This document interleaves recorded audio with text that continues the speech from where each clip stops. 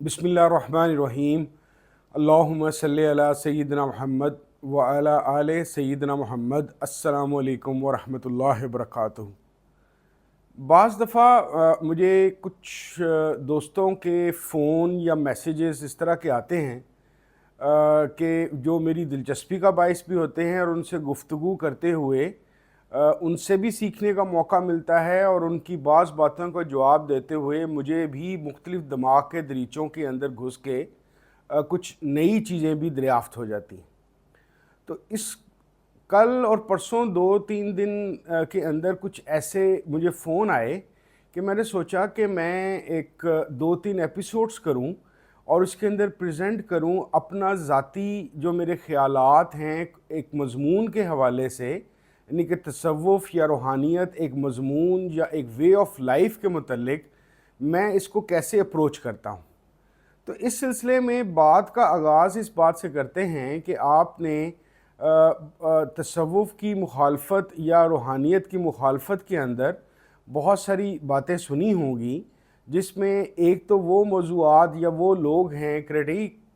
जिनकी तरफ से होती है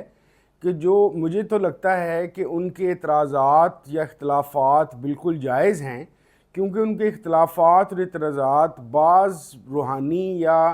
तसव्वुफ़ से रिलेटेड किताबों के अंदर मौजूद किस्सों से रिलेटेड है, जिसको किसी भी ज़माने का कोई भी होशमंद या अक्लमंद आदमी समझने से कासिर रहता है,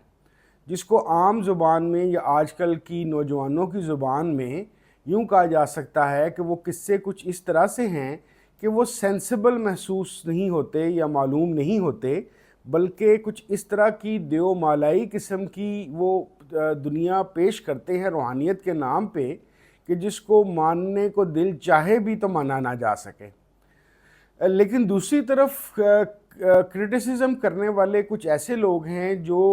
या तो ख़ुद पढ़े लिखे वाकई हैं या उनको बाशऊर और पढ़ा लिखा समझा जाता है। उनकी तरफ से ज़्यादातर एक जुमला आपने सुना होगा कि जी जो रूहानियत या तसव्वुफ़ है वो तो एक मुतवाज़ी दीन है और ये इन लोगों ने ख़ुद ही अपना एक मज़हब बना लिया हुआ है। अच्छा, इसमें अगर गौर किया जाए तो ये वाली जो गुफ्तगू का आगाज़ हुआ है ये आजकल के ज़माने की नहीं है, बल्कि ये तकरीबन 1300-1400 साल पहले जिस ज़माने के अंदर मुतज़लाइट्स ने दीन को या मज़हब इस्लाम को रैशनली या अक़ली बुनियादों के ऊपर ढालना या स्ट्रक्चर करने की कोशिश की, तो ये उसी ज़माने से रूहानियत या तसव्वुफ़ की कोई रमक भी जो उस वक्त मौजूद थी, जो हसन बसरी जैसे लोग जिसको लेके चल रहे थे, ये उस ज़माने से ये चीज़ हमें सुनने को मिलती है। लेकिन आजकल का दौर क्योंकि यूट्यूब का दौर है और यूट्यूब में कोई ना कोई कंजम्पशन के लिए लंबी चौड़ी बातें करना हम सब वीलॉगर्स की मजबूरी भी है, तो ये वाला जुमला आपको मुख्तलिफ़ जगहों से बहुत ज़्यादा सुनने को मिलेगा। मैं ज़ाती तौर पे एक फ़लसफ़े के तालिब होने के नाते इस बहस को आज से 20-25 क्या बल्कि 30 साल पहले से जानता हूँ, क्योंकि मेरा अपना किसी ज़माने में मौजू या तलाश इस बात की रही कि किसी तरीके से मुझे रैशनैलिटी के बेस के ऊपर खुदा के वजूद की हकीकत का इल्म हो जाए या उसकी होने का मुझे सबूत फ़िलासफ़िकली या रैशनली मुझे मिल जाए। तो इन क्योंकि रास्तों से मैं खुद गुज़रा हुआ हूँ, तो शायद मुझे लगता है कि ये जुमले की जो नोयत और साख्त है, ये मैं इसको बेहतर तौर पे समझ सकता हूँ। चलते चलते मैं आपको एक बात बता दूँ कि मेरे अपने ऊपर तसव्वुफ़ या रूहानियत के जो दौर गुज़रा है उसके मुखालफत में, वो टीन एज से लेकर कोई 20-25 साल की उम्र तक का है, जिसके अंदर वाक़यात भी होते रहे जो मेरी समझ से बाहर थे, लेकिन मैं इन चीज़ों के मुखालिफ ही रहा। और उस ज़माने में ग़ुलाम अहमद परवेज़ साहब की किताब तसव्वुफ़ की हकीकत ने मेरे पे गहरे असर छोड़े थे। इसी तरीके से आजकल के ज़माने में अगर मैं तसव्वुफ़ या रूहानियत की मुखालफत में कोई आला लिटरेचर जिस चीज़ को समझता हूँ, वो हिंदुस्तान में अलीगढ़ यूनिवर्सिटी से ताल्लुक़ रखने वाले राशिद साहब हैं, जिनकी किताबों के अंदर علمی بنیاد کے اوپر روحانیت یا تصوف کے اوپر مخالفت میں بڑے اچھے پیرائے کے اندر چیزیں پریزنٹ کی گئی ہیں۔ تو اب میں آتا ہوں اس موضوع کے اوپر کہ جب اس کو متوازی دین کہا جاتا ہے اور نارملی ایک خاص تعداد یا مخصوص تعداد موجود ہے ہمارے لوگوں کے اندر جو روحانیت یا تصوف کو کوئی ڈرامے بازی یا ڈھکوسلا سمجھتے ہیں یا دماغ کا خلل سمجھتے ہیں، جبکہ جو شرعی طور پہ یا جو عالمانہ گفتگو ہے یا جو ریفرنسز کے ساتھ گفتگو ہے اس کو ایک صحیح معیاری بات اور ایک ثبوت کے طور پہ پریزنٹ کرتے ہیں۔ مزیدار بات یہ ہے کہ جن لوگوں کو ہم باشعور سمجھتے ہیں یا ریشنل گفتگو کرنے والے کو سمجھتے ہیں تو اس میں شاید ہم یہ بات بھی بتا رہے ہوتے ہیں کہ ہم فلسفے کے بنیادی مضمون اور لاجک کس کو کہتے ہیں اور ریشنیلٹی کیا ہوتی ہے شاید اس سے ہم واقف ہی نہیں۔ وہ کیسے؟ وہ یوں کہ ریشنیلٹی جو فلسفے کا ایک طرہ امتیاز ہے وہ ایک ایسی چیز یا ایسے نالج کا حاصل کرنے کا طریقہ کار ہے جس میں عقلی ثبوت کے طور پر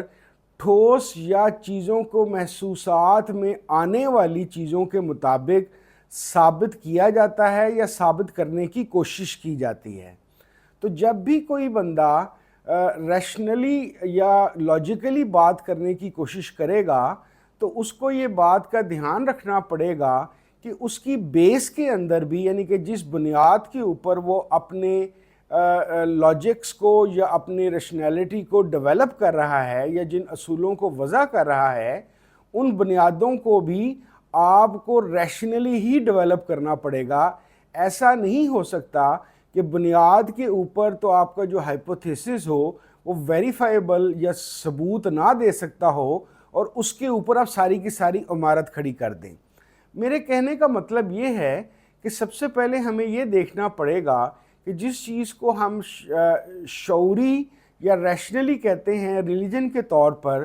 ہمیں یہ جب ان کی بنیاد پتہ چلتی ہے تو ہر ایک کی بنیاد کے اندر الہامی نالج یا الہامی کتاب یا وحی کی صورت کے اندر آیا ہوا کوئی اللہ کا پیغام ہوتا ہے جس کی بنیاد کے اوپر ہم باقی ساری عمارت کھڑی کرتے ہیں۔ اب میرا سوال یہ ہے سو کالڈ باشعور لوگوں سے کہ یہ جو وحی اور الہام ہے کیا آپ اس کو عقلی طور پہ ثابت کر سکتے ہیں؟ کیا کوئی ایسا بندہ ہے جو یہ آ کے کہے کہ ہاں میں نے اللہ کریم کو دیکھ لیا، اللہ کریم کو دیکھنے کے بعد میری اللہ تعالیٰ سے بات چیت ہوئی اور اس بات چیت سے ثابت ہوا کہ یہ اللہ کریم ہیں، اور اس وجہ سے جو یہ کہتے ہیں کسی بھی الہامی چیز کے ذریعے سے یا وحی کے ذریعے سے یا کتاب کے ذریعے سے، تو میں اس لیے اس کو مان رہا ہوں۔ تو اس میں عجیب سی بات یہ ہے کہ ہمارے وہ لوگ جو روحانیت اور تصوف کے مخالفت میں اس لیے بات کرتے ہیں کہ ان کی بیس کے اندر کسی کتاب کا ریفرنس یا ایک کوئی ٹھوس چیز موجود نہیں ہے، بلکہ یہ خیال جمع خیال کو لے کے چل رہے ہوتے ہیں اور اپنی کیفیات کی جزیات کے مطابق کسی چیز کی اپروچ بنا کر اس کا متعلق فیصلہ کر لیتے ہیں۔ مزے کی بات یہ ہے کہ جو سو کالڈ ریشنیلٹی والے لوگ ہیں اصل میں وہ بھی یہی کر رہے ہوتے ہیں، کیونکہ ان کی بنیاد کے اندر بھی وہی الہامی طاقت، الوہی طاقتیں، روحانی طور پہ بندے کا سکون قلب ہونا یا دماغی طور پر کسی چیز سے اٹیچ ہوئے بغیر قلبی طور پر یعنی دلی طور پہ یعنی جذباتی طور پر یعنی کہ ایک ایموشنلی اٹیچ ہو کے کسی چیز کو ماننا اور اس کے اوپر ساری عمارت کو کھڑا کرنے کا نام بھی یہی ہے۔ وہ بھی ریشنیلٹی کی فارم نہیں ہے، بلکہ سو کالڈ باشعور لوگوں نے ریشنیلٹی اور اسپرچویلٹی کے کمبینیشن کو جون سا ہے وہ اس کو باشعور گفتگو یا نان اسپرچول گفتگو کہتے ہیں۔ جب اس چیز کے اوپر آپ غور کرنا شروع کریں گے تو آپ کو پتہ چلے گا کہ واحد ایک ہی جگہ ہے، ایتھیسٹ بھی ایک مقام پہ جا کر وہیں پہ پہنچتا ہے جہاں پہ ریشنلی اپنے خیال کے مطابق خدا کو ماننے والا ہے، کیونکہ کسی نہ کسی جگہ پہ جا کر چیزیں منقطع ہو جاتی ہیں اگر بیس نہ بھی ہو۔ پہلی بات تو میں نے بیس کی کر دی کہ بیس کے اندر جب آپ نے اندیکھے خدا کو مان لیا،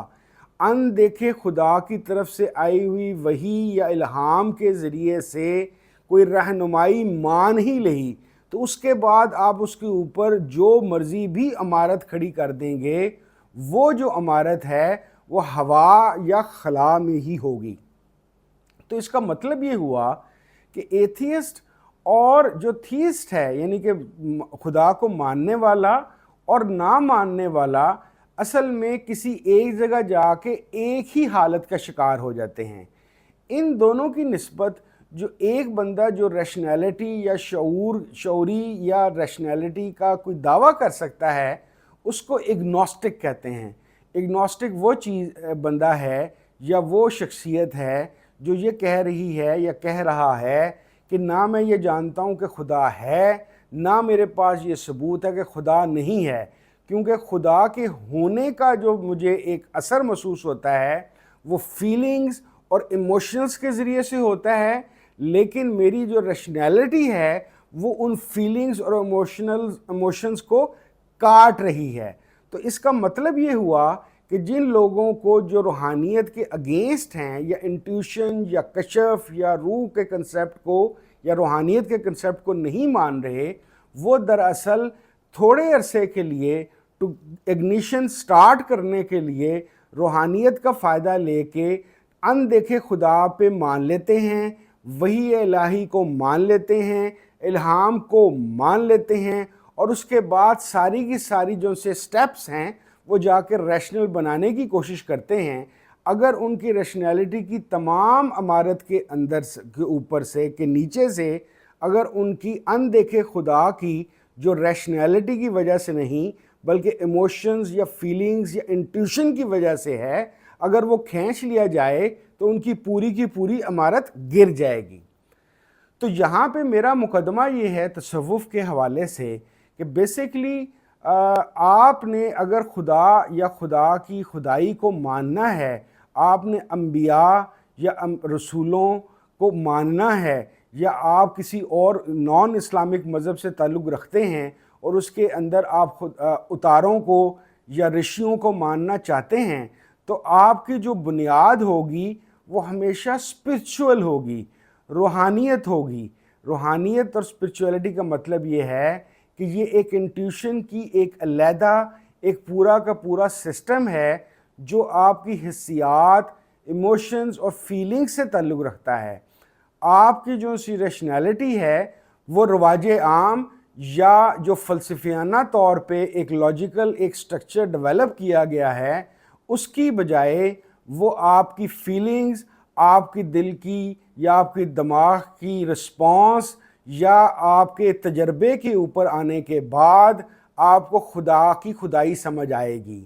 تو سمجھنے والی بات یہ ہے کہ جس طریقے سے ان کی بنیاد کے اوپر، یعنی کہ جو شعور کی بات یا ریشنیلٹی کی بات کرتے ہیں، جن کی بنیاد کے اندر ایک اندیکھی طاقتوں پہ یقین ہے، اسی طریقے سے تصوف یا روحانیت کے اندر آپ کو یہی والی چیز اسی طور پہ ملے گی جس کے اندر آپ کو پوری کی پوری عمارت اندیکھے خدا پہ تو ہوگی، لیکن یہ اندیکھا خدا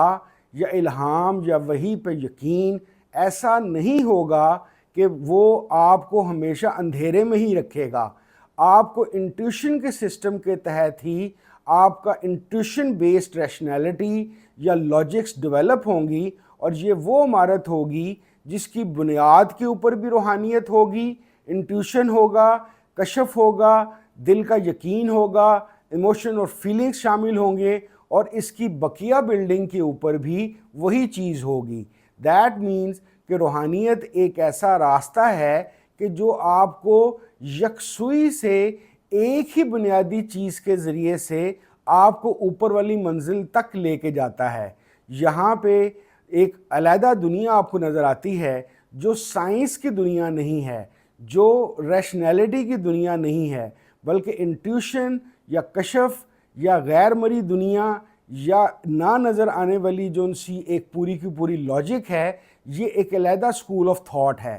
اس کے اوپر روحانیت اور طریقت اور تصوف بیس کرتی ہے، اور اس کا رسپانس کیسے ملتا ہے، اس کا ثبوت کیسے ملتا ہے کہ آپ صحیح رستے پہ جا رہے ہیں کہ نہیں، جب آپ کی پرسنالٹی جو اصل میں یا کانشیس، یہ دونوں چیزیں آپ کی نان فزیکل اینٹیٹیز ہیں۔ روحانیت یا طریقت ایک ایسا راستہ ہے جو آپ کی نان فزیکل اینٹیٹی، یعنی کہ non physical personality, non physical آپ کی شخصیت کو ڈیولپ کر کے معاشرے اور اپنے آپ کے لیے جب بہتر سے بہتر بنانا شروع کرے، تو یہ اس بات کا ثبوت ہے کہ آپ روحانیت کے سچے رستے پہ چل گئے ہیں۔ ہمیں یہ بات یہ ذہن میں رکھنی چاہیے کہ آنے والے وقتوں کے اندر جب مشین کا بہت زیادہ دور دورہ ہوگا، ہم ایسے انسانوں کے ساتھ رہ رہے ہوں گے جو آدھے انسان اور آدھے مشینی ہوں گے، ہمارے ساتھ آرٹیفیشل انٹیلیجنس کی مشینیں اور روبوٹس رہ رہے ہوں گے، تب انسان اور غیر انسان میں فرق اسپرچویلٹی، روحانیت، تصوف لائے گا۔ یہ باشعور یا کتابوں کے ریفرنسز نہیں لا سکیں گے۔ بہت شکریہ۔ السلام علیکم ورحمۃ اللہ وبرکاتہ۔